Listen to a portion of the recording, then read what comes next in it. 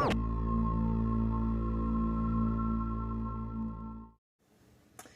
guys, welcome to the channel. Today we have the Star Wars Slave 1 Jango Fett's customized version of it. This kit's from FineMolds. It is 1 to 1/44 scale. I've had this kit for a while and have actually did a little bit of work on it already, and I kind of put it aside. I kind of had other things going on.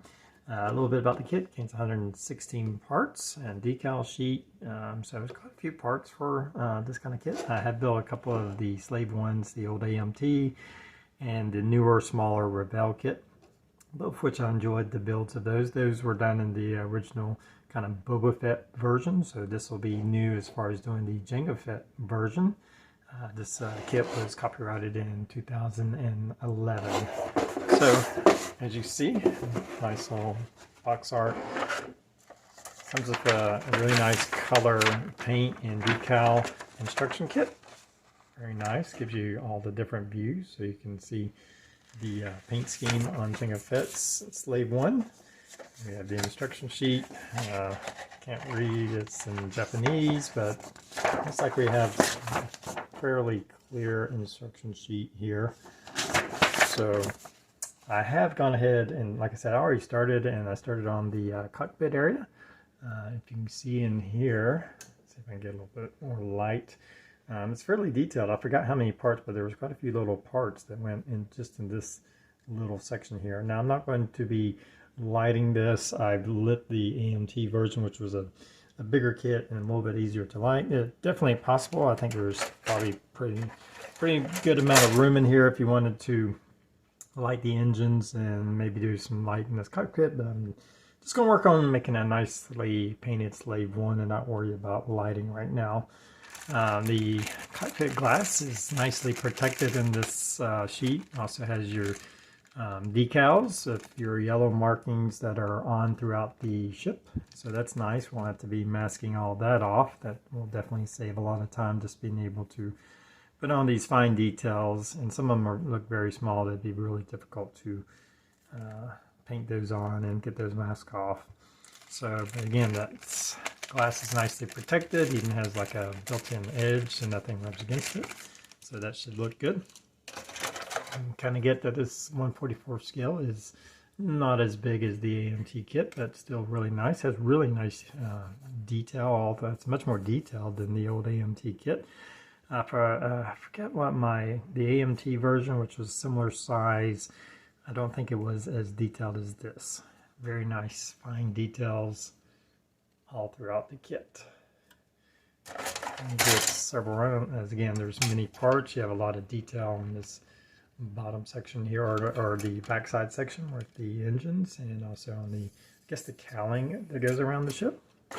You get a display stand that has like a placard that I guess one of the decals is the Slave 1 decal. I guess that goes on this placard, so that's your display. I mean, we may be using this since it's designed to hold the ship in its upright position.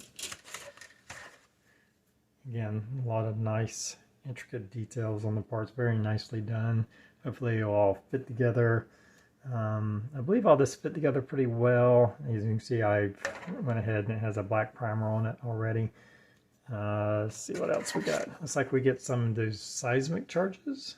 That's pretty cool. Looks like you get 2. You got 4 halves there. And you got some nicely detailed guns. And did it have a Jango Fett? I don't see a Jango Fett. Looking right now. So I don't believe you get a Jango Fett. I think it doesn't come. That's one of the, I know on the other 2 kits you do get the actual Boba Fett figure. And maybe I'm just missing it at the moment. I haven't looked at this in probably a year or 2. Yeah, it doesn't look like you get any kind of figure. I know it'd probably be really small at a 1/44 scale, so I very well may be just overlooking it with my old man eyes. But I don't see a figure that goes with the ship. I don't think, no, there's no one in the seat. All right, so no figure there. It would have been nice to have some kind of Jenga fit to place in there. So let's just get started with it. Again, I'm not going to do any lighting, just going to build it up and paint it. All right, I have my model kind of broke down into some sub-assemblies. We have the front of the ship put together and primed. So that's ready for painting. I want to paint this separately. We got a lot of different paints going on here, different colors going on, so I just think it would be easier to paint these in different sections. We have this cowling, of course, that's now been primed. This is all just one piece. There were no pieces to add to this, and this part will slide into the back of that. So, and this is a different color than what this will be.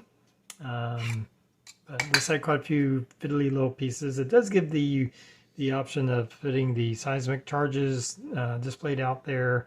Kind of with the lazy. I didn't like how it was looking when I was, at first was going to do that, and I just didn't think it was going to look good. So they do give you just the cover to have it closed up, and that's the way I'm going to be displaying the ship, is with the closed back here. Now I may add the seismic charge to the display stand if I can get that looking nice, but for now I just went with that. It has some nice little detail. It is fiddly little bits. Not all the pieces attach very well. They don't really have, some of them don't really have strong connecting points. You kind of have to glue them in position and hold them in position while they dry. So you need some fast drying glue. But if you take a little time and cleaning it up, because a lot of the parts, the way the sprue connects to the parts was another issue. A lot of the connecting parts on the sprue was kind of on corners, so it kind of wrapped around, so you had to kind of trim it two ways, which was a little bit of a pain. So anyway, but once you get that done, it does look nice, and it is nicely detailed. So I'll be painting the cowling different, as you see here. We have kind of some whites and grays going on. This is not a studio model. This is this model painted up, but it gives you kind of an idea of which way to go. Let's see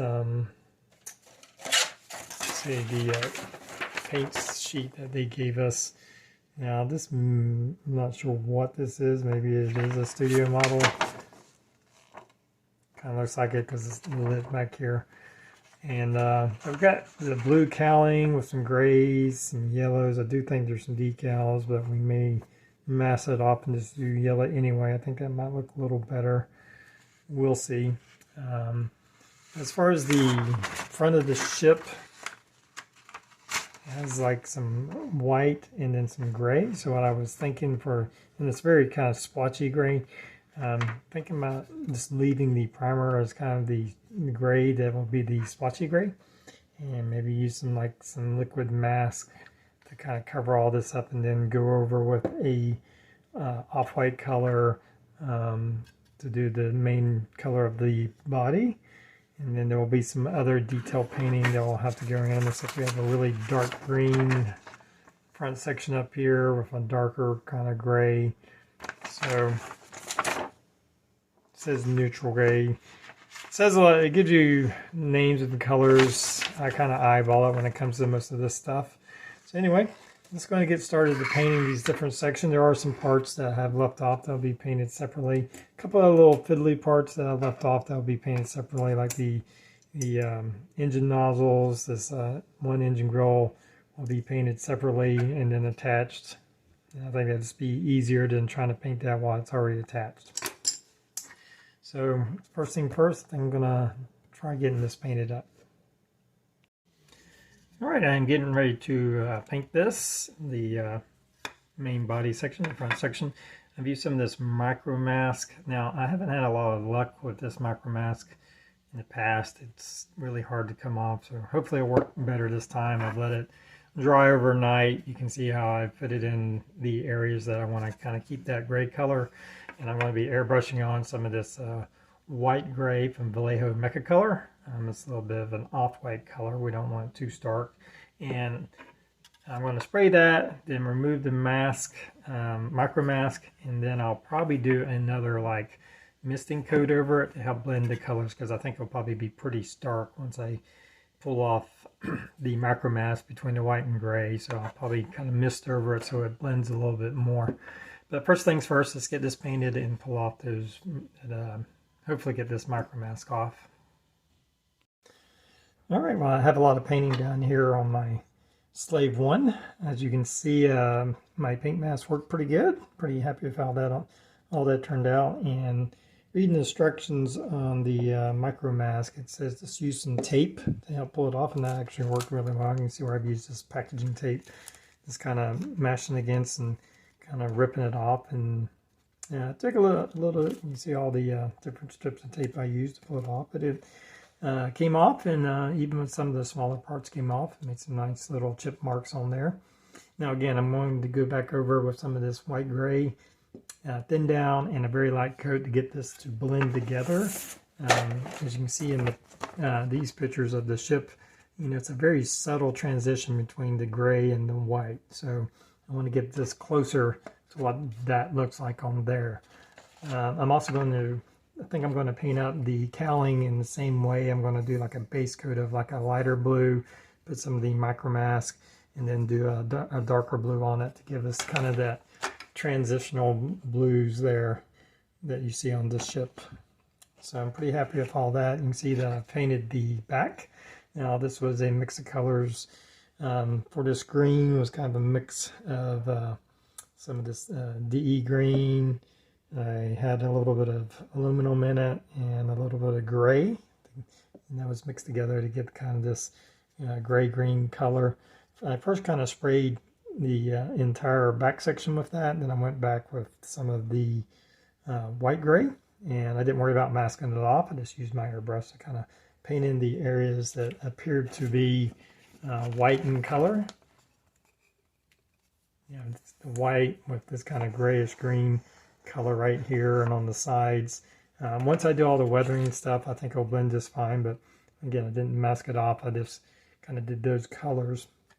Now on the cowling, you can see I put the set of engine nozzles in place. I painted the insides aluminum and then rust color on the nozzles there. And that again was another mix of colors. I believe that was a little bit of black brown, some glory red, some aluminum. I think I even had some brass. So it took a little bit of mixing to kind of get this kind of rusty color going on, or iron oxide color. Did the same on this part of this long engine that goes above the 2. And this part, and I painted this with like a hammered silver paint out of a spray can, then glued that in there. And of course this will fit in there, and we'll glue that into place shortly. And by doing it this way, it saved me a lot of headaches of trying to get a paintbrush in there. And with these engine nozzles in place, this will fit into place right there. I don't want to do it right now because I don't want to scratch the paint up, but I have test fitted, it will fit right over, so I'll have a nice little painted engines in there. So we're just doing it this way. I went ahead and painted the wings that come off, and there's some detail painting to do on that, and of course there's a lot of weathering to go. But for now, I'm going to finish up this. Well, I'm going to go ahead and do the light coat over there, and then there's quite a bit of detail painting that needs to go on the front of that ship, as you can see on that one. So I'm going to work on all that, and we'll come back when everything's ready to be put together. All right, I think I have pretty much all my detail painting done. There is quite a bit of masking off to do. Masking off the sides, around this cockpit. There's a couple different masks going on here because we have the greens, the grays, these gray boxes. Some of the areas I went ahead and spray painted, like these little inset areas on these round parts had to be spray painted. There was no decals.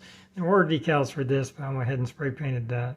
Did use a few decals just because of the awkward location and shapes. You have these pinstripes running down the sides of the cockpit area. You have this kind of half circle or quarter circle curved decal here. Of course, this one in the very front. On these wings, I guess, there was these small, I'm not sure what these are supposed to be, but these were decals.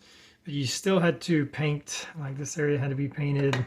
Had to paint, of course, the inside areas. Now, decaling, I went ahead and painted this. I didn't use the decals, but there was a lot of masking off. There was some different grays going on there. At top, we had a bit of masking off for that section. So all my sub-assemblies are done now. There's just a few minor parts. There's some, I'm not sure what part of the radar dish that kind of come off. I'll put those on later. I did kind of snap off the ends of the guns. That will have to be fixed later.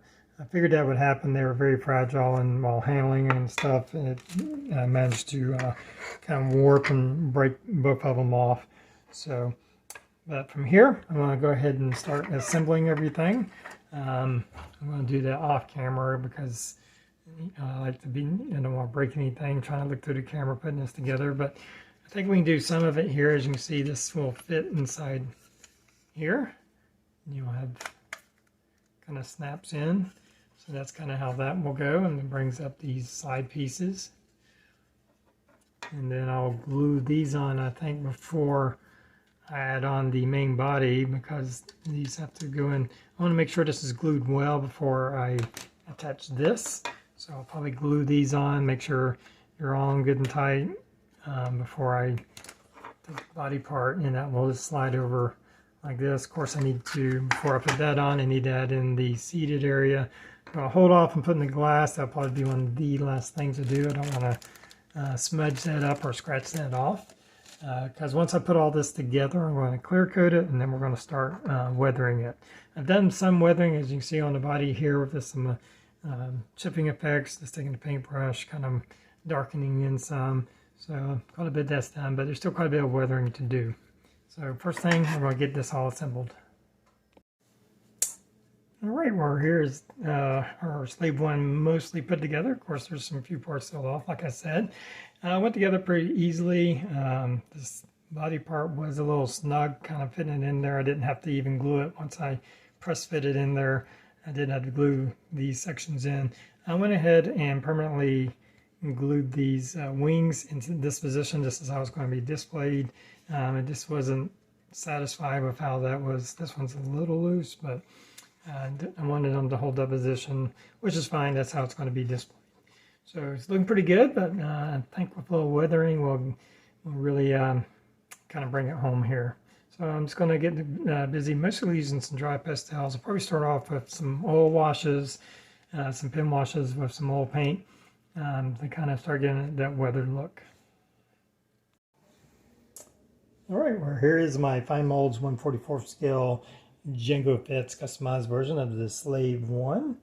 Overall, it's just okay for me. For some reason, I'm just not super pleased with it. I mean, it's okay. I think I did a pretty good job making it look like the Django Fits Slave 1.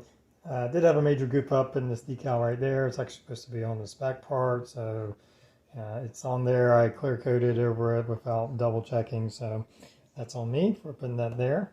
But other than that, I think everything's kind of where it's supposed to be. Most of the panels are fairly accurate. It's a lot of masking. There's a lot of different colors going on. I think the back turned out pretty well with the colors, muted colors. Did a little, like I said, a little dry pastels to kind of finish off the weathering. Did a little chipping on it. I'm not super happy with how the chipping came out. I had to finish up putting these guns on. I had to re-glue the muzzles of the guns that are on the midsection of the body. And then these little antennas that come off the dish. Those kind of the last little parts that had to be glued on.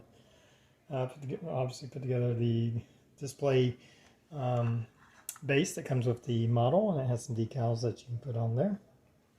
And as you can see, it's pretty small. Maybe that's, I just don't care about it. It seems really small, especially for a 1/44 scale. This seems even smaller than that. I'm not sure how big the Bandai version is. They're 1/44 scale, but I need to look into that because this just seems really small. It's a pretty detailed model for its size. There is a lot of gluing. It doesn't fit together in all places all that great. So just be ready to glue some very small pieces on that don't really have any kind of connecting points. But it doesn't have any major gaps or anything you have to fill. I don't think I used, other than the seam that kind of goes up the body, I think that's the only gap I had to kind of, or seam line that had to be addressed, is that one that runs straight up the two parts of the main body. And other than that, I think everything fit together nicely. Like I said, the cowling and the main body fit in really snug. I didn't even have to glue that. As you can see, there's no real gaps there, and comes out pretty nice. So anyway, that's it for this build. Hope you've enjoyed it. Until next time, everybody have a good one.